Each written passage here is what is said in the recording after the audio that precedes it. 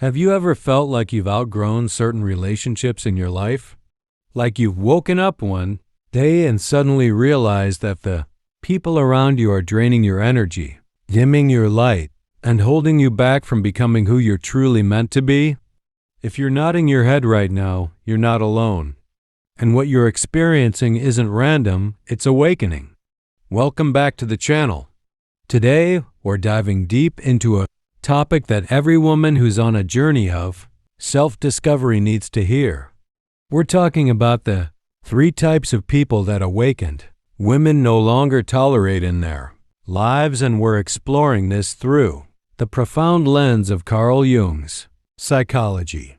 But before we begin, let me ask you something. When was the last time you took inventory of the people in your life? When did you last ask yourself, are these relationships serving my growth, or are they keeping me stuck? This video is going to change how you see your relationships forever. And I promise you, you'll have absolute clarity on who deserves a place in your life and who needs to go. So grab your journal, get comfortable, and if this content resonates with you, don't forget to hit that like button and subscribe. Trust me, you're going to want to stay for the entire journey.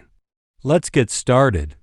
Chapter 1: Understanding the Awakened Woman. Before we reveal the 3 types of people awakened women no longer tolerate, we need to understand what it truly means to be an awakened woman. Because this isn't just about setting boundaries, it's about a fundamental shift in consciousness. Picture this. There's a caterpillar inside a cocoon. For weeks, it's confined in darkness, going through a transformation that's completely invisible to the outside world. But something profound is happening. Every cell in its body is reorganizing. It's becoming something entirely new. Then one day, it emerges not as the same creature, but as a butterfly. It has wings now. It can fly. It sees the world from a completely different perspective. This is what awakening feels like for a woman. So what is an awakened woman? According to Carl Jung's concept of individuation, the process of becoming your true self and awakened, woman is someone who has begun the journey of integrating all aspects of herself. She's no longer living according to other people's expectations, society's scripts, or the conditioning she absorbed in childhood. An awakened woman has done the shadow work. She's looked at the parts of herself she was taught to hide and has embraced them. She's discovered her authentic voice, and she's no longer afraid to use it. Let me share with you the 7 hallmarks of an awakened woman. First, she has unshakable self-awareness. She knows who she is, what she values, and what she will not compromise on. She spent time in introspection, understanding her patterns, her triggers, and her wounds. Second, she operates from authenticity, not performance. She's done pretending to be smaller, quieter, or more agreeable than she truly is. What you see is what you get. Third, she honors her intuition above external validation. Her inner knowing has become her most trusted guide. She's learned that her gut feeling is often wiser than any advice. Fourth, she takes radical responsibility for her life. No more victim mentality. No more blaming others. She understands that she is the author of her own story. Fifth, she has healthy boundaries and she enforces them. She knows where she ends and others begin. She protects her energy like the sacred resource it is. Sixth, she embraces both her light and shadow. She's integrated the parts of herself that Jung called the shadow, those aspects we typically deny or repress. She knows that wholeness comes from acceptance, not perfection. And seventh, she's committed to continuous growth. Awakening isn't a destination, it's a journey. She remains curious, open, and willing to evolve. Now, if you're watching this and thinking, I'm not fully there yet, that's completely okay. Awakening is a process, not an event. You might be in the cocoon right now, and that's exactly where you need to be. But here's what happens as you awaken. Your tolerance for certain behaviors, patterns, and people dramatically changes. Things you once accepted without question suddenly become absolutely intolerable. And that brings us to the heart of today's video. Chapter 2. Type 1. The Energy Vampire. The first type of person that awakened women no longer tolerate is what I call the energy vampire. And if you've ever felt completely drained after spending time with someone, you know exactly what I'm talking about. Energy vampires are people who consistently take more than they give. They feed off your emotional energy, your attention, your time, and your resources, but they rarely, if ever, reciprocate. Now, let's be clear. Everyone goes through difficult times when they need extra support. That's not what we're talking about here. Energy vampires are characterized by a chronic pattern of one-sided relationships. Carl Jung talked about the concept of psychological energy, which he called libido, not in the Freudian sexual sense, but as life force energy. Jung understood that we have a finite amount of this energy, and how we invest it determines the quality of our lives. Energy vampires, from a Jungian perspective, haven't developed their own connection to their inner source of energy. Instead of doing their own inner work, they unconsciously drain others to fill the void within themselves. Let me break down the 5 most common types of energy vampires you might encounter. Type 1. The Crisis Magnet. This person always has a drama, always has an emergency, always has a catastrophe. Their life is a constant roller coaster of chaos, and they expect you to be their emotional paramedic every single time. You'll notice that their crises are often self-created, or could have been, prevented with better choices. But instead of learning from patterns, they repeat them and expect you to be there for the emotional cleanup every time. Type 2. The Complainer. This is the person who has a problem for every solution. No matter what advice you offer, no matter what perspective you share, they have a reason why nothing will work. They don't actually want solutions. They want an audience for their complaints. After talking to them, you feel heavy, pessimistic, and exhausted.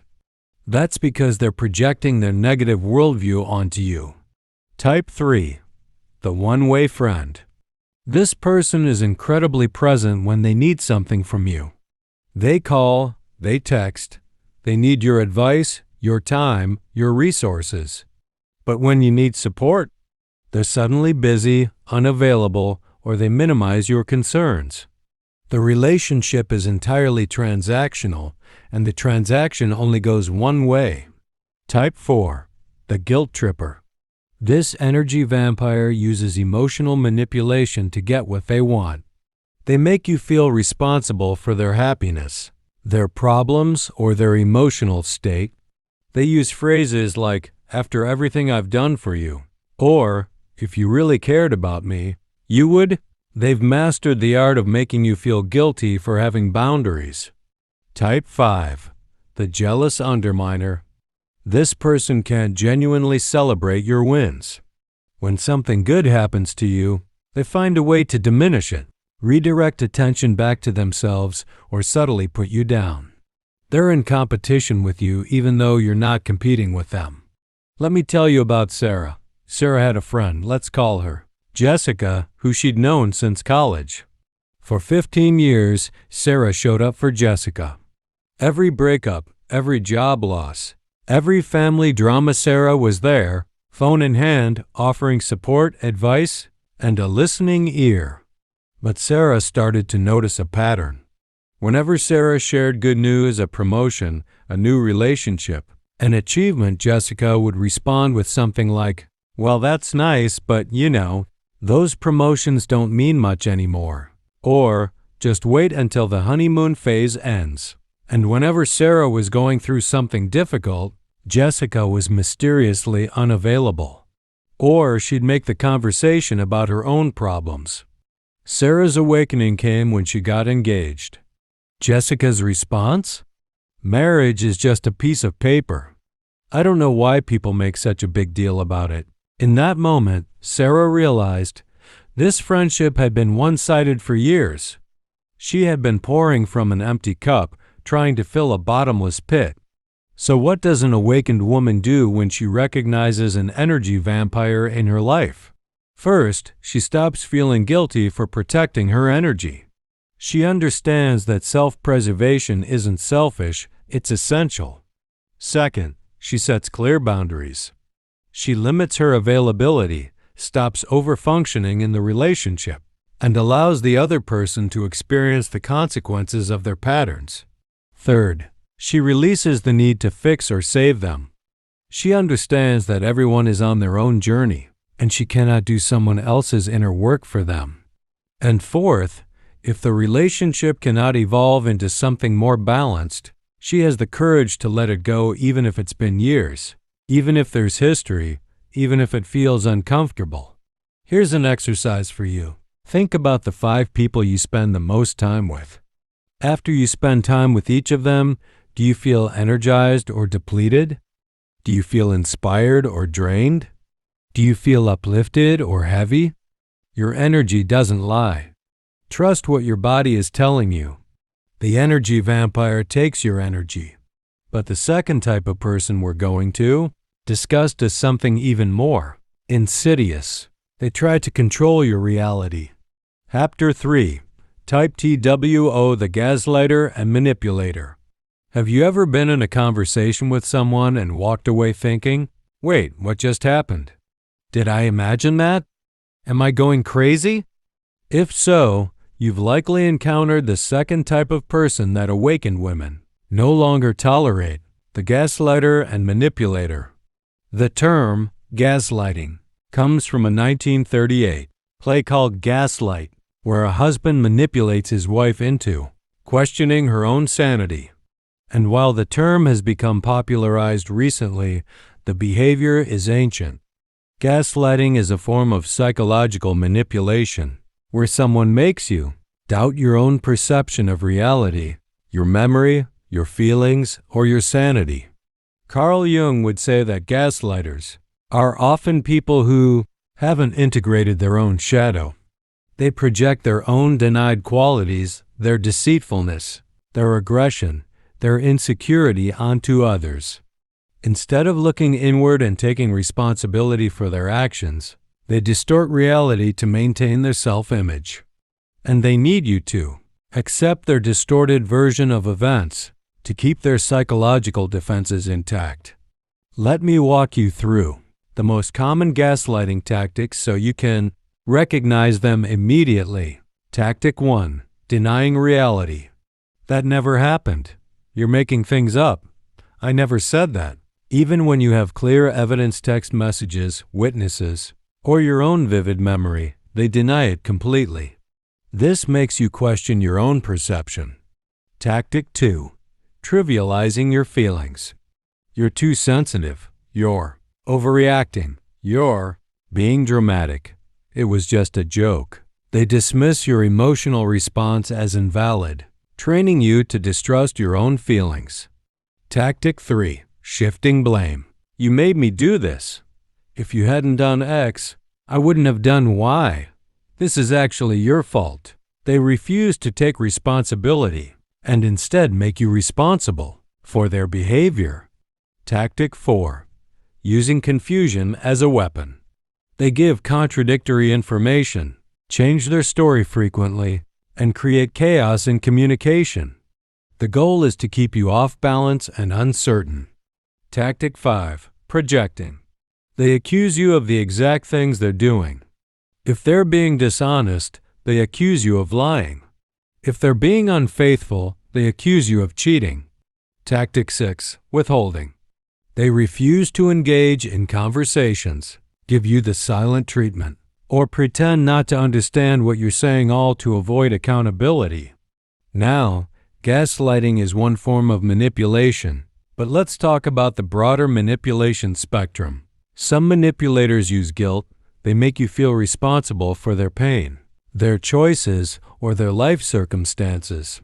Some use charm. They're incredibly charismatic and loving when they want something, but cold when they don't. Some use victimhood. They position themselves as perpetually wronged, making it impossible to address legitimate concerns without seeming cruel. Some use threats, subtle or overt warnings about what will happen if you don't comply with their wishes. And some use love bombing followed by valuation. They shower you with intense affection and attention, then withdraw it suddenly, keeping you in a cycle of trying to earn back their approval. Let me tell you about Maya. Maya was in a relationship where she constantly felt confused. Her partner would make plans, then deny making them. He would say hurtful things, then claim he never said them or that she misunderstood. When Maya would express how his behavior made her feel, he'd respond with, "You're too emotional. You need therapy. You're remembering things wrong because of your past trauma." For 2 years, Maya questioned her own sanity. She started keeping a journal to document events because she couldn't trust her own memory anymore. She apologized constantly for things she didn't do. She walked on eggshells, trying not to upset him. But then Maya started her awakening journey. She began reading about manipulation tactics.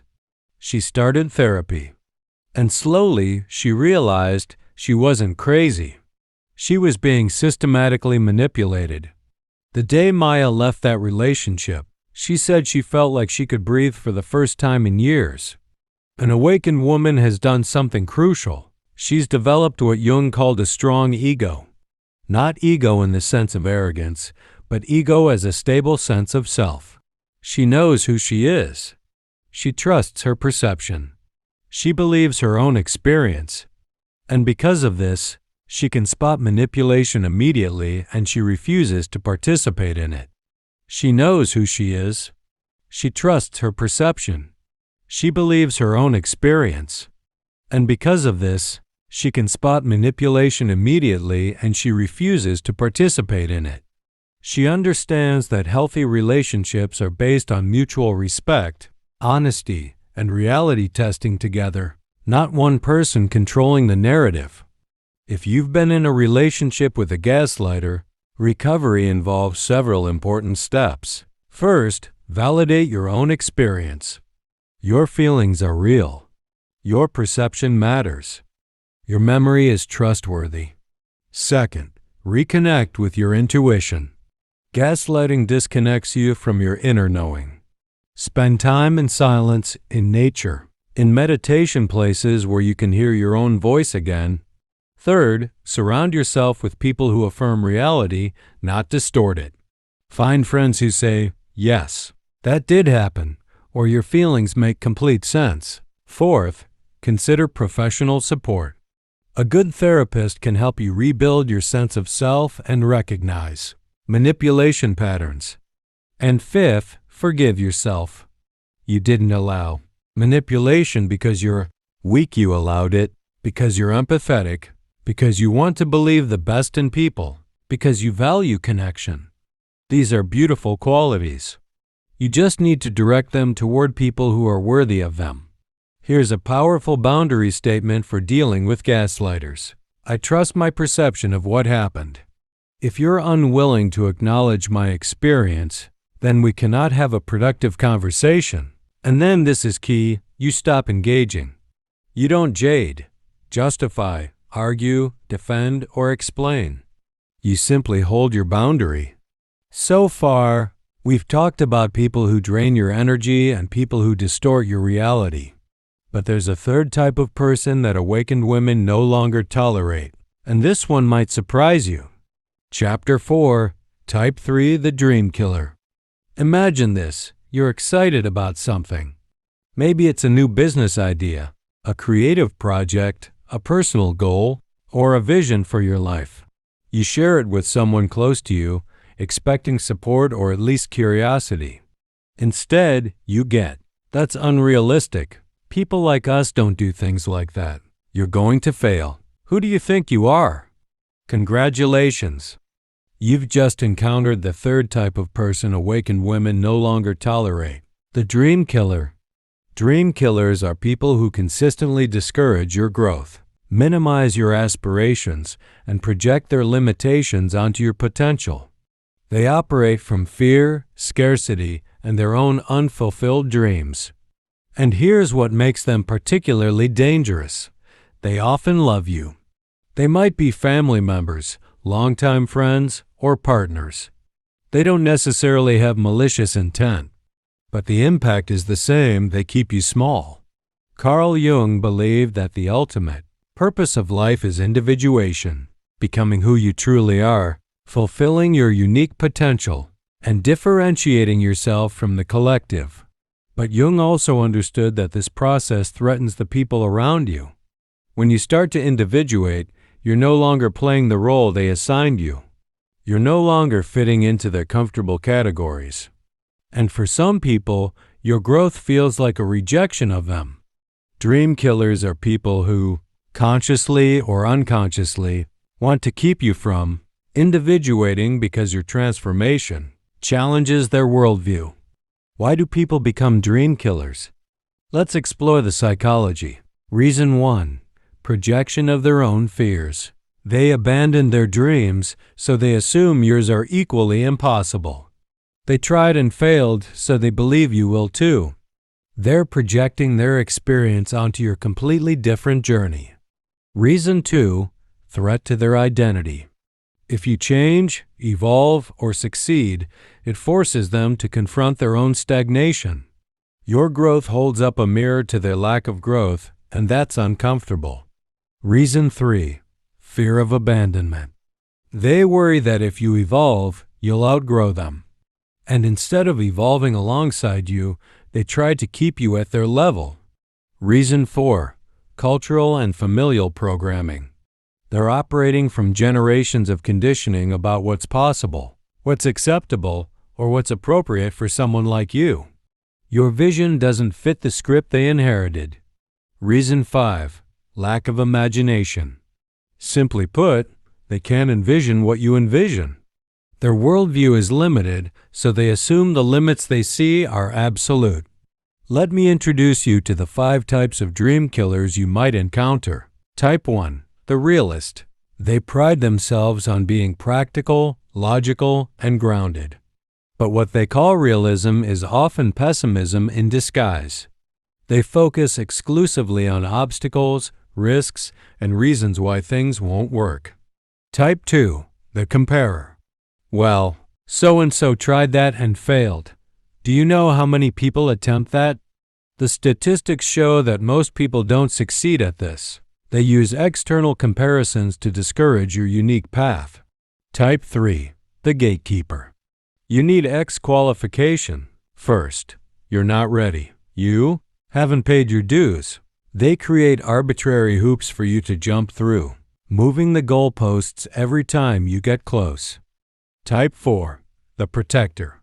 This person genuinely loves you and wants to shield you from disappointment or failure. But their protection becomes a prison. They say, "I just don't want to see you get hurt," while preventing you from taking any risks. Type 5. The threatened peer. This is someone at a similar life stage who feels competitive with you. Your success would highlight their lack of action, so they subtly discourage you while pretending to be supportive. Let me tell you about Amara. Amara had a dream of becoming a published author. She'd been writing since she was a child, and in her 30s, she finally decided to pursue it seriously. When she told her family, her mother said, "Writing is a nice hobby, but you need to focus on your real career." When she told her friends, one of them said, "Do you know how hard it is to get published?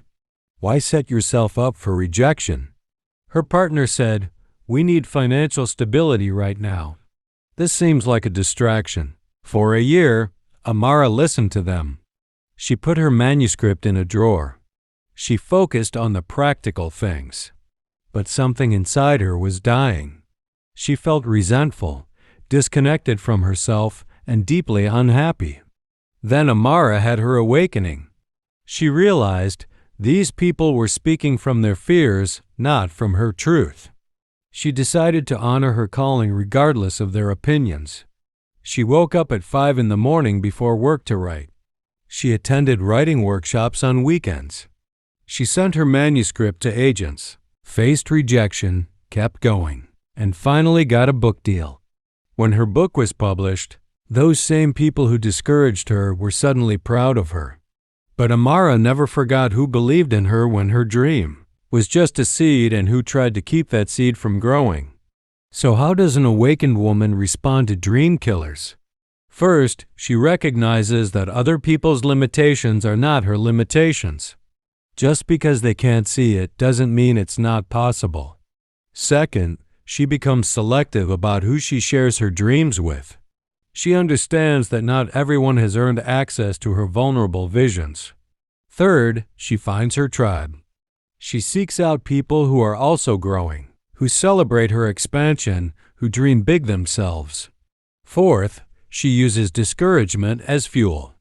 Every you can't becomes a watch me. And fifth, she understands that living an unlived life to make others comfortable is the greatest betrayal of self she could commit. Jung said something profound. The greatest tragedy of the family is the unlived lives of the parents. Dream killers often carry the grief of their own abandoned dreams. And instead of taking responsibility for that grief, they project it onto you. An awakened woman has compassion for this, but she doesn't sacrifice her life because of it. Here's what awakened women do instead. They build an inner circle of dream supporters. These are people who ask curious questions instead of making dismissive statements. Celebrate your small wins as much as your big ones. Offer constructive feedback without tearing down your vision. Bring up possibilities you haven't considered rather than only obstacles. Believe in your capacity to figure things out. Hold space for both your doubts and your dreams. These are the people who deserve front row seats to your life. Here's an exercise. Write down a dream or goal you have. Now list the people in your life. Next to each name, honestly answer, if I shared this dream with this person, would they expand it or diminish it? This exercise will show you very quickly who belongs in your inner circle and who needs to be moved to the outer edges. Here's what I want you to remember. Your dreams were not given to you by accident. The visions you have for your life, the callings you feel, the potential you sense, these are not random. They are your soul's blueprint. An awakened woman honors that blueprint. She stops asking for permission from people who don't have the vision to see what she sees. Chapter 5. Integration and Moving Forward. We've covered a lot of ground today. Let's bring it all together. We've talked about 3 types of people that awakened women no longer tolerate. The energy vampire who drains your life force and offers nothing in return. The gaslighter and manipulator who distorts your reality and makes you question your own sanity. And the dream killer who projects their limitations onto your limitless potential. What do all 3 have in common? They require you to betray yourself to maintain the relationship. The energy vampire requires you to sacrifice your well-being. The gaslighter requires you to deny your truth. The dream killer requires you to abandon your calling. And an awakened woman simply will not do that anymore. If you've recognized these people in your life, here's what I want you to know. You are not obligated to stay in relationships that harm you just because they're familiar, just because there's history, or just because ending them feels uncomfortable. You have permission to change your mind about people. You have permission to outgrow relationships. You have permission to choose yourself. Carl Jung said, I am not what happened to me. I am what I choose to become. Awakened women understand this deeply. They know that their past doesn't determine their future, and they have the power to curate their present. So as you move forward from this video, I encourage you to take inventory. Look at your relationships with honest eyes. Trust what you feel. And have the courage to make the changes your soul is asking you to make. If this video resonated with you, please hit that like button and subscribe to this channel. Share this with another woman who needs to hear this message. And drop a comment below telling me, which of these 3 types have you removed from your life, and how did it change you? Your story might be exactly what another woman needs to hear to give herself permission to do the same. Remember, awakening isn't about becoming someone new.